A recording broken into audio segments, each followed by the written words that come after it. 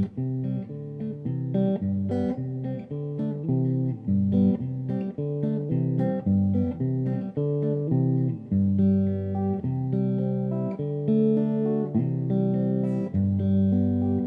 everybody, I'm here with Rick Hornyak. Hello. He is a very talented songwriter here in Austin, Texas. And I've had the pleasure of getting to play drums with him on some shows, and it's been very fun. And we're here in my car. This is my mobile recording studio, so welcome to this Cher T-Mobile. Love it. Is it a Volkswagen? Mm-hmm. Right. We won't say the license plate number. I got to keep some of this, under wraps. Rick, I'm curious. Can you tell us a little bit about how you got started in music? What drew you to start playing music and play guitar? Well, I have loved music since as far back as I can remember, as far as listening to it.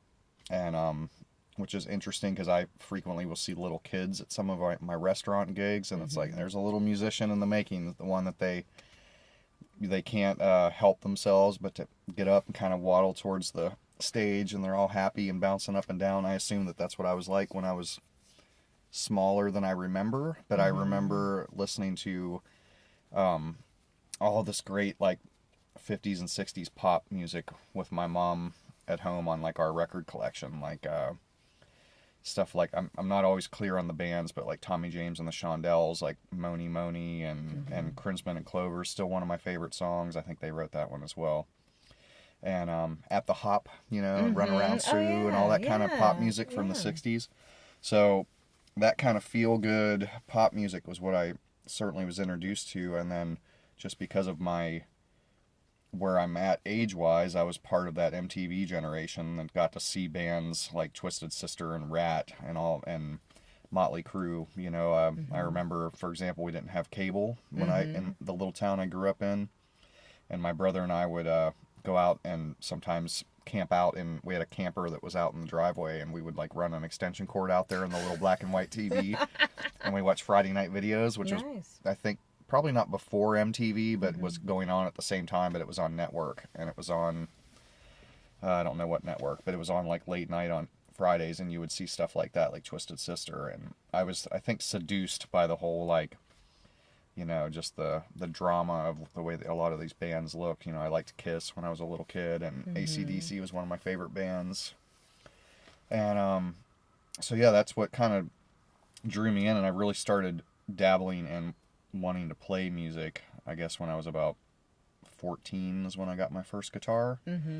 And not too long after that, I think like maybe we entered a talent show in high school, either my freshman or sophomore year or something like that. And it was also very amazing, like the first time I actually learned someone else's song and was like able to play something that I heard on the recording. That's like pretty cool. So that was really inspiring. And then the first time that I ever got to do it with a group of people, and we actually sounded like a band. I'm sure we didn't sound that great, but at the time, it was just amazing that I was playing with 3 other people, and it was like actually sounding like music. And so it's been sort of off to the races ever since. Since Very about nice. age 14. Oh, that's awesome. What a change. I've seen you play all different places, and you're at the legendary Broken Spoke. With you? Yes. And what a change from, being at your talent show at 14 to actually leading a band and playing your own music. Yeah, my big puffy mullet. Yeah, there you go. Back in the day. Yeah, we'll throw in some photos of that in a little bit, you guys. We'll put that in editing. Yeah. Put the mullet photo up there. So how did you get from playing other people's music to switching gears to writing your own music? How did that happen? Well, I never sang. I always just wanted to be a lead guitar player when I was in high school. And I think after high school, and with for some reason there seemed to be a lack of people to play with.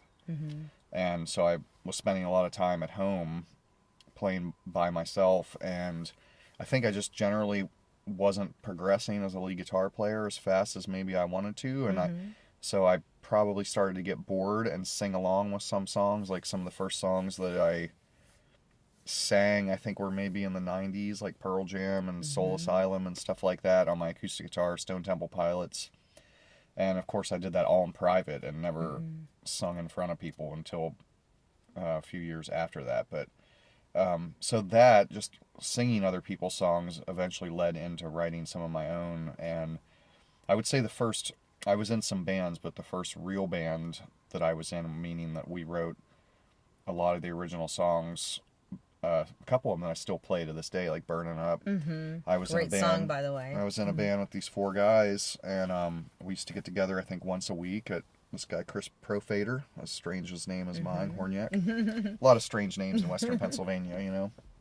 And so we used to get together once a week, and we had this idea that we weren't going to play cover songs, and so we would just try to write. And in the whatever, if that was like my summer of '69 kind of story or whatever, but it might have been over a summer, but it may have been a little longer than that. But you know, we had, I think, 12 or 15 original songs, like pretty much within just a handful of months. And Oh, wow. some of those songs I still play to this day. They've been sort of rewritten and reworked, but like Burning Up and Sweet Teresa and So Let Down. There's some other ones too, but I can't remember them right now. But yeah, so that's kind of how that whole transition happened. And I was about 19, I think, when that started, like writing my own songs and playing in a band, an original band. And then you went, and then this was all back home, right? This was all in Western Pennsylvania. I had this, I mean, happens for a reason, but I had this terrible factory job that I hated, that I worked 7 days a week sometimes and 10-hour days. But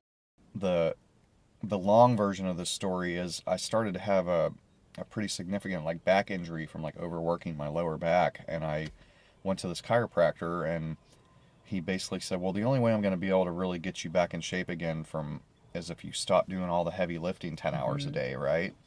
So he goes, I can write you a doctor's note and take you off work, and you'll get sick and accident pay. It's not quite like workers' comp, but it was enough to pay my bills, because but yeah, cheap living. So I was able to do that, and then for 6 months seeing this chiropractor and sort of being like not subject to all this mandatory overtime, I really had time to drive around during the day and pass out press kits. And then so within that short period of time, I went from never have played out in public before to I had gigs like every weekend. Wow. And just in a 6-month period. And then what was really the driving force that got me to Austin was this drummer friend of mine, Tom West, that we call Tree, who now lives in town, played in the band at the time, and he wanted to go and do this summer tour with a band called the Pseudo Heroes, that was a band that Kyle was in, who we also now play with and lives in Austin. It's funny how all these things come full circle, right?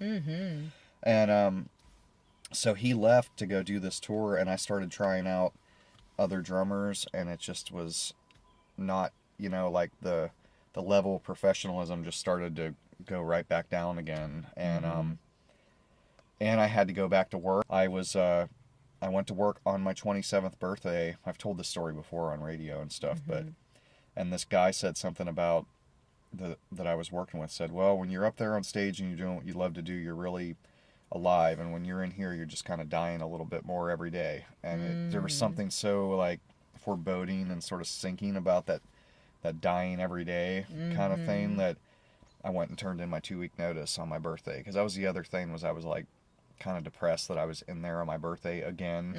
Many years my birthday would fall on well, when you work 7 days a week, there's a chance that you're gonna have to work on your birthday. And probably and 100%. Yeah, and it was they had to give us a day off every 21 days. So a lot of times during the summer we'd be working crazy overtime, and so we'd work 3 weeks, and then we'd get a Sunday off. So we'd work 20 days, and they'd give us day 21, and then it'd be right back to 10 hours a day, Saturdays and Sundays. So so yeah, that's kind of how the move to Austin happened. And out there who are watching this, who aren't familiar with, you're going to play a song in just a moment, but who aren't familiar with your music, can you kind of tell them, I know how I describe it, I don't know if it's correct. Could you kind of describe your sound and maybe your influences, where you get your sound from? Sure. I think before the term Americana started to circulate, which I think still a lot of people hear that and they think bluegrass or anything that has like banjos and fiddles in it, which really isn't my sound. I've always thought that I sounded more like Springsteen and John Cougar Mellencamp and Tom Petty, and but there's always been sort of a folkiness to it too, because I think I write a lot alone on an acoustic guitar, and I spend a lot of time digging into Bob Dylan back in those days in my like mid-20s when right before I moved here. I was very enthralled with his writing, but so I used to kind of call it folk rock, but I mean whatever they would call Tom Petty or Springsteen nowadays, I think is how you would describe my sound, but Americana is what all the kids are saying. There you go. But not bluegrass. And then, by the way, this guy does also play Motley Crue in that. Sometimes we'll be rehearsing, and then when Rick does a high kick in between, that's when you know Led Zeppelin or something's gonna pop out there. Yeah, spandex. So, can you tell the folks out there where they can they hear your music digitally, if they're interested in getting a CD or checking out what you sound like? And also, I have a loaded question, and checking out where they can see you live. Can you share some of that information? Well, always you can go to rickhornyak.com, which is, you can hear my music on there, buy CDs through CD Baby. You can also get them digitally. All my music that's been published is on iTunes and Amazon and Spotify and all those digital outlets as well. And what was the other question? Yeah, where to perform? Where will you be? I hear that there's a particular show that I know you're going to be at. You know, I think is it Cher Sunday Fun Day at the Oh my Carousel God, Out? yes! What a coincidence! Hey, oh my gosh! I think that's April 8th. I think it's Sunday, April 8th. It's an evening show. It's an early show for everybody. You could still you could get your chores done in the morning, come out in the late afternoon, evening, and still get home in time to cuddle and watch some Madam Secretary there or you something go, like exactly. that. That's what we do at my house. Exactly. Mine too. Yeah. Is that you and Matthew's show too? Not Madam Secretary. Yeah, We usually watch older shows. Like right now we're watching the Jurassic Park franchise. Oh, nice. Yeah. Mm-hmm. Well, Amanda likes Madam Secretary. I it's okay. Or I usually ask her if I can change it when I come in. Or do you do like what we'll do? Sometimes we'll sit together and we'll have like tablet and the TV, and so like one of us is watching one show, the other's watching the other, but at least we're together, right? With the headphones. Touching toes. There, exactly. Yeah. As long as your toes are touching, everything's great. I think we might need to write a song about this.